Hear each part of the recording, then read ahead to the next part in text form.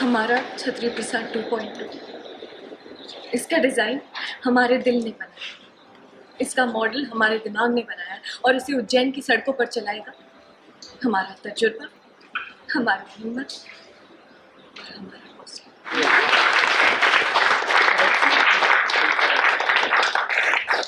Sir, ये हमारा rickshaw है, छतरी प्रसाद 2.2। इसे किसी भी इंजीनियर ने या MBA टॉपर ने नहीं बनाया, मेरे रिक्शा वाले भाइयों ने ही बनाया है। और इन सब लोगों के लिए रिक्शा सिर्फ रिक्शा नहीं, और इन सब लोगों के लिए रिक्शा सिर्फ एक टीन के पतरे वाला तिपहिया नहीं है।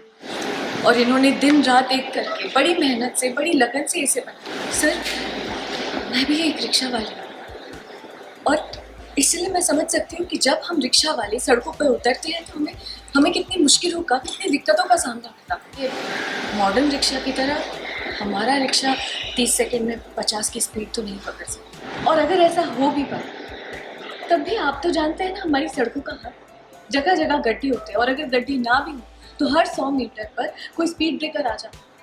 और अगर ये सारी दिक्कतें ना भी तब भी रोज़ कितने बच्चे हैं हमारे जो सड़कों पे खेलते हैं, या जानवर हैं जो आसपास हैं।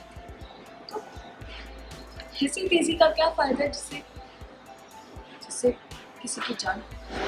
और सर, हमारे छतरी प्रसाद 2.2 AC भी, मतलब रिक्शा का मतलब क्या होता है? रिक्शा का मतलब यही है ना कि हम खुली हवा में सांस, खुली हवा में मजे।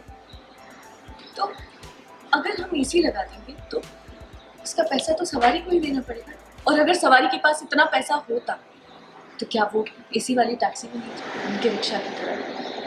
हमारा रिक्शा आधुनिक भी नहीं, इसके पार्ट हर जगह मिल जाएंगे, बहुत ही साधारण से, बहुत सस्ते भी हैं। जिसका मतलब ये भी हुआ सर कि इसे अगर रिपेयर करवाना है तो आप कहीं भी इसे रिपेयर करवा सकते हैं, और बहुत कम पैसे।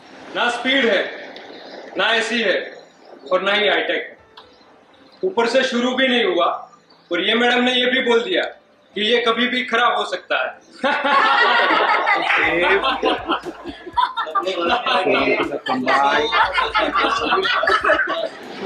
हमारा छतरी प्रसाद 2.2 हमारे देश के लिए, इंडिया के लिए बेस्ट है, क्योंकि ये लो मेंटेनेंस है और इसकी सर्विसिंग में ज़्यादा पैसे खर्च नहीं होंगे। ये उन लोगों के लिए है जो गरीब है।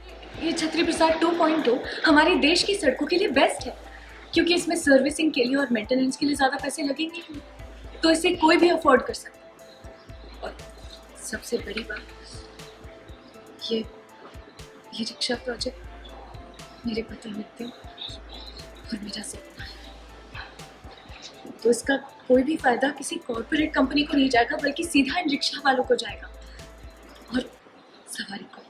तो यहाँ पर ई-रिक्शा प्रोजेक्ट को प्रेजेंट करने के लिए हम आए हैं। ये उज्जैन में एक फॉरेन इन्वेस्टर्स का समिट लगा हुआ है, जहाँ पर वो लोग स्टार्टअप्स को या नए आइडियाज़ को फंड करेंगे अगर उन्हें वो आइडिया अच्छा लगा तो यहाँ पर हम आए अपना प्रोजेक्ट लेकर। बहुत मुश्किलों के बाद हम यहाँ आ पहुँचे हैं, बिकॉज़ हमने जो पहले ई-रिक्शा बनाया था उसमें काफ़ी दिक्कतें आ गई थी, जिसकी वजह से अभी हम जो आए हैं हम ये दूसरा वाला बना के लेके आए हैं, जो मेरा छतरी प्रसाद ही है। सो दिस इज़ छतरी प्रसाद 2.0। तो हम इस उम्मीद से आए हैं कि हमें ये फंडिंग मिल जाएगी, यानी कि मुझे और मेरे रिक्शा वाले भाइयों को, बिकॉज़ नित्यम जो है अभी बहुत मुसीबत में है और उन्हें पैसों की बहुत ज़रूरत है। तो जीतने के बाद शादी क्या करने वाले हैं? जीतने के बाद डेफिनेटली हम ये जो ई-रिक्शा प्रोजेक्ट के लिए हमने पैसे लिए उसे तो फंड करेंगे ही, उस पर काम शुरू करेंगे ही, लेकिन उसके अलावा नित्यम को जिस मुसीबत से निकालने के लिए इन पैसों की आवश्यकता है वो भी पूरी की जाएगी।